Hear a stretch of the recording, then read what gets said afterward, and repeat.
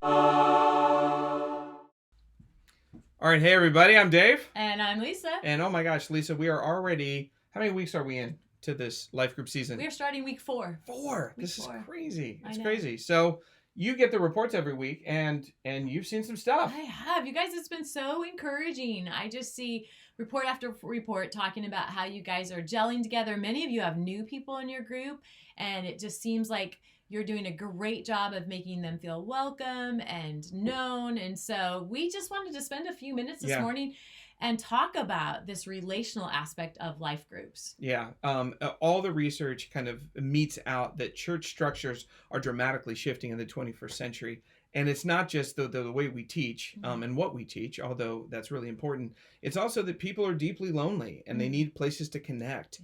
And sitting in rows and listening to somebody talk for 42 minutes is actually not going to accomplish the goal of breaking out of isolation and being fully known. And so life groups are super important for that. But in addition to that, it's not just that. It's that when people receive biblical teaching, they need places to process it and really figure out what that might mean with mature other folks. And so even the way we learn must be shaped by small groups and communities. And all the research is out there that we live in a post-Christian world, and these communities of faith are really, really important, especially as we get smaller into these life groups. So it's not just our opinions, it's actually meted out by the research, but it's also showing up across your reports. So, and specifically for those of you that are doing the David series, the chapters that we're doing are very practical and open stuff up. Yeah, they certainly do. Yeah, I mean, even this morning I met with my gals and the talk that Liz did on caves and being able to trust God, hanging onto that rope and feeling like you're in complete darkness brought up a lot of really deep conversation.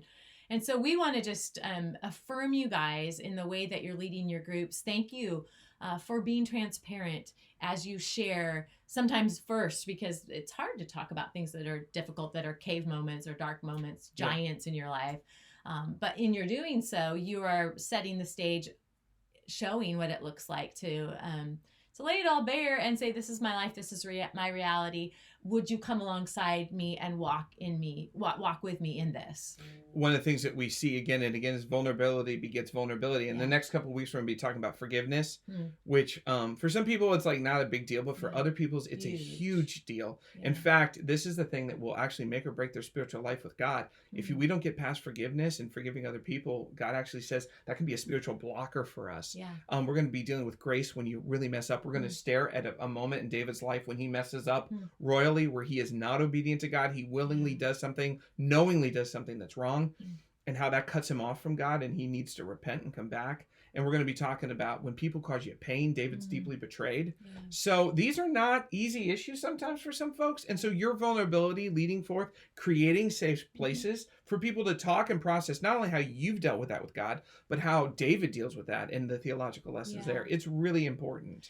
And I'd encourage you too, as you're doing this and people are sharing, there are those probably few people, I know I see it in my group, who are a little bit more quiet or apprehensive to share certain things. And you may need to ask God, like, is this a conversation that would be better had outside of our group? And maybe invite that person to go to coffee or after service meetup and just have that conversation because you sense something's going on.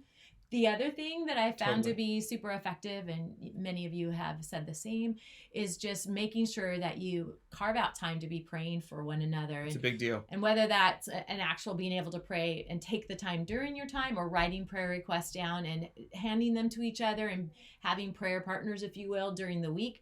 That is a real effective way as well to journey together and to do life together. We've seen this. I'm an interim high school pastor, and the things I keep seeing is I know when I need to have special one-on-one conversations with students. I know really easily it's when they start tearing up. When they're overwhelmed by emotion, often they don't know what to say or how to say it. That's when I know I'm going to pull the student aside. We're going to have a conversation. Hey, what's going on? And every single time I've done that, it's been really profound and moving, and the students have had something to say. Adults are pretty much the same way. If they're overwhelmed by what's going on, you'll be able to tell. So make sure and exegete your people, and like Lisa said, just pull them aside and make time to have that one-on-one. Is it extra time? It is. It is. Is it worth it?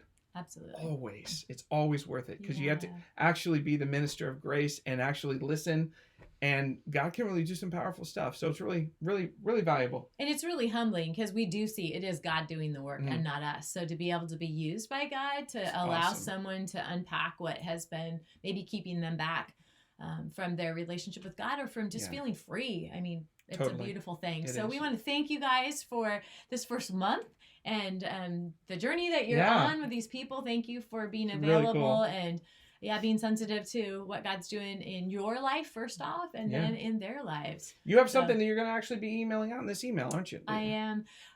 I'm going to give a shout out to one of my leaders sent me a great article from Christianity Today about how to make relationships the most important thing and why that's so important, specifically around the area of life groups. Yep. So check out below. Click that great article. Some really important things to be aware of. So that would be thank you, Jeff Rodgers. an for extra that. resource Yeah. for you guys. So thank you guys. Yeah. So keep going, and we're so grateful to be partnering with you. We're so Yeah. grateful for the David series. Yeah, it's been great. Yeah, and we will. I guess we'll talk to you soon. 2 weeks. Yeah, Because we're here every 2 weeks. we are. Well, we're here every day. But And you know it's almost We fall, guys. Lisa. It's almost fall. yeah. What does Do that you mean? Do you feel a crisp in the air? Oh my gosh, it was so freezing the other Yeah. morning when I woke up in our house. Yeah. Yeah. So Very cold. it's almost time for Parkas. fall. All right, Boots. parkas and boots. Yeah. Okay. Well, Until stay then, warm, and we'll talk to you soon. Bye, guys. Bye.